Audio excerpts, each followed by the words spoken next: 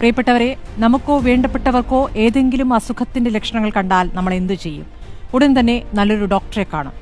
എന്നാൽ ലക്ഷണങ്ങൾ കാട്ടാതെ ശരീരത്തെ ബാധിക്കുന്ന ചില രോഗങ്ങളുണ്ട്.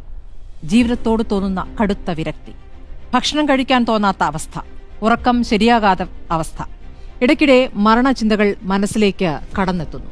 ഒപ്പം ആത്മഹത്യാ പ്രവണതയും.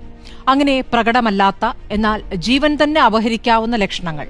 ഈ ലക്ഷണങ്ങളിൽ കരുതൽ വേണമെന്ന് നമ്മളോട് ആവശ്യപ്പെടുന്ന ദിവസമാണിന്ന് ലോക മാനസികാരോഗ്യ ദിനം.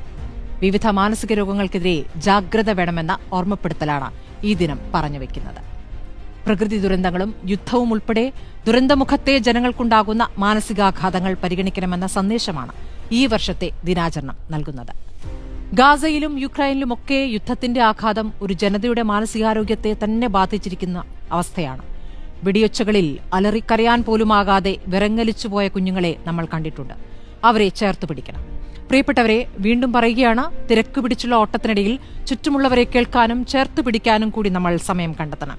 ഈ ദുരിതകാലവും കടന്നുപോകും. മനസ്സിനെ കൈവിടരുത്. പ്രശ്നങ്ങൾക്ക് പരിഹാരമുണ്ട്.